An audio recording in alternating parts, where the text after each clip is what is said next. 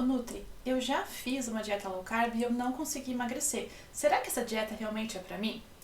E é muito comum as pessoas chegarem no consultório ou até me mandarem mensagem ali no Instagram dizendo que elas até começaram uma alimentação low carb, perderam ali uns 2, 3 quilos e depois o peso empaca e elas não conseguem perder mais peso. E aí elas acham que ou a alimentação low carb que não está funcionando ou que elas estão fazendo alguma coisa errada. E geralmente é a segunda opção. Então, quando a gente começa a buscar informações sobre uma nova alimentação, é comum que a gente pegue uma informação daqui, a gente busque uma dica dali, a gente até leia alguma coisa um pouco mais aprofundada em algum outro lugar, mas por mais que você tenha lido bastante, estudado um pouquinho, saiba mais ou menos como que é a alimentação, toda essa informação e esse conhecimento que você adquiriu foi por uma população geral.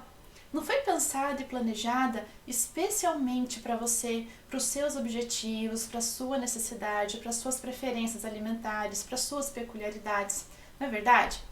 E é por isso que logo de cara, quando você tenta fazer alimentação, às vezes ela não funciona. E aqui eu vou dar os 3 principais erros que eu vejo no consultório quando vocês começam a fazer uma alimentação low carb e percebem que o peso demora para começar a cair. A primeira delas é quando a gente come pouca proteína. Eu sei, a maioria de nós, e principalmente a maioria das mulheres, come cerca de metade da proteína necessária no dia. Então a gente teria que aumentar a proteína. O segundo ponto é a gente ter essa lógica, né, de trocar o carboidrato, afinal está numa alimentação low carb, por gordura. E o terceiro ponto é a gente não dar tempo para o nosso corpo reajustar todo o perfil hormonal que acontece, né? Esses vários ajustes, eles vão acontecer durante a mudança alimentar. Então, pensa comigo, você está fazendo low carb. Então, na nossa cabeça, simplesmente diminuir o carboidrato da dieta é o objetivo da dieta, né? Low carb, pouca quantidade de carboidrato. E aí, o que a gente costuma fazer? A gente tira o pão, a gente tira o arroz, a gente tira a massa, a gente tira até a fruta e a gente troca tudo isso por queijos, por castanhas, por azeite, por manteiga, por creme de leite. Afinal, esses alimentos não têm carboidrato, né? E estou numa dieta com baixo carboidrato. E a gente acaba fazendo essas trocas e comendo até grande quantidade de gordura porque a gente sente fome. Só que essa troca ela não é muito inteligente, porque quando a gente troca um alimento que tem basicamente carboidrato e seria uma fonte de energia, esse carboidrato tem 4 calorias por grama. E a gente troca esse alimento por um outro alimento, que também é basicamente energia, fontes de gordura. Esses alimentos com gordura têm 9 calorias por grama. Então, quando a gente pensa no processo de emagrecimento, quando você quer emagrecer, você quer usar a sua reserva de gordura como fonte de energia.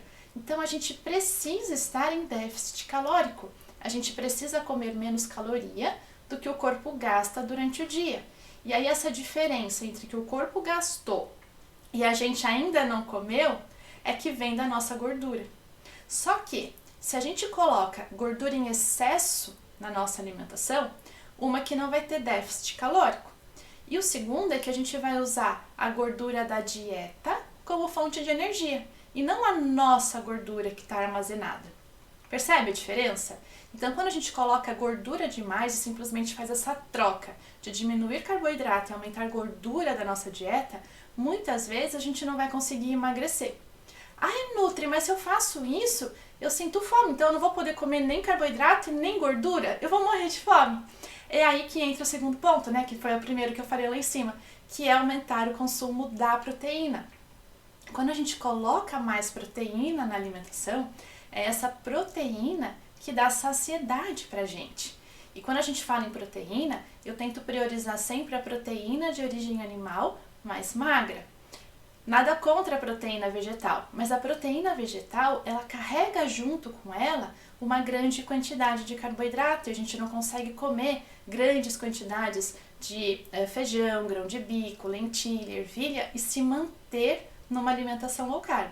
Então a gente dá preferência a proteínas animais, carne, frango, peixes, ovos, frutos do mar, para que a gente consiga comer bastante proteína, com uma pequena quantidade de carboidrato e gordura.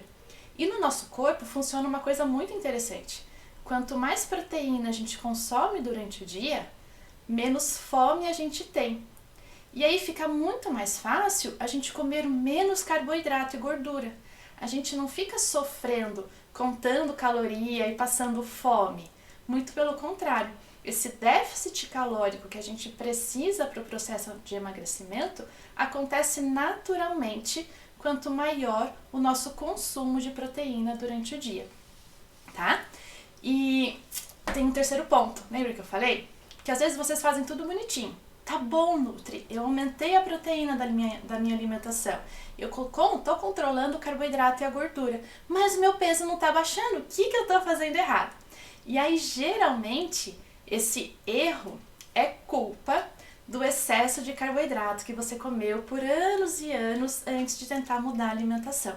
Esse excesso de carboidrato consumido por muito tempo te gerou o que a gente chama de uma resistência à insulina.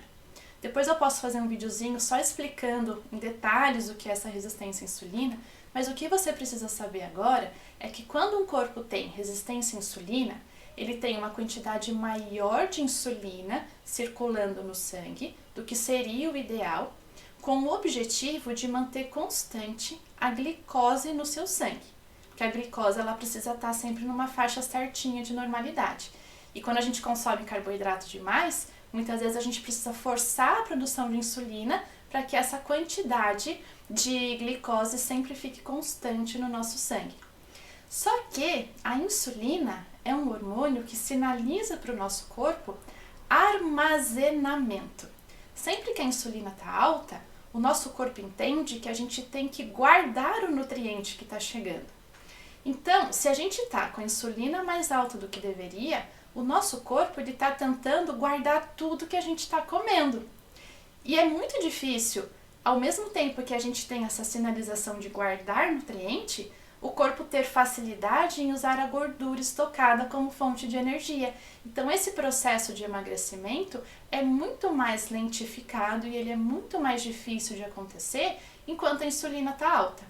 Então quando a gente faz essa mudança alimentar para diminuir o consumo de carboidrato, um dos objetivos da alimentação low carb também é baixar essa produção de insulina. Só que isso demora um pouquinho, não é automático. Pode levar aí de 4 a 6 semanas e pode demorar até um pouquinho mais, umas 12 semanas, dependendo do grau de resistência à insulina. Então, muitas vezes, quando você começa a fazer alimentação e dá 2 semanas e você não vê o peso perdido da maneira que você quer, às vezes é essa questão do ajuste do perfil hormonal. Você precisa continuar fazendo a low carb para dar tempo dessa insulina baixar, porque é somente quando ela baixa que a gente vira uma máquina de queimar a gordura corporal, tá certo? Portanto, para a alimentação low carb funcionar, a gente precisa, vamos recapitular, comer menos carboidrato, né? Principalmente açúcar, farinha e alimentos industrializados.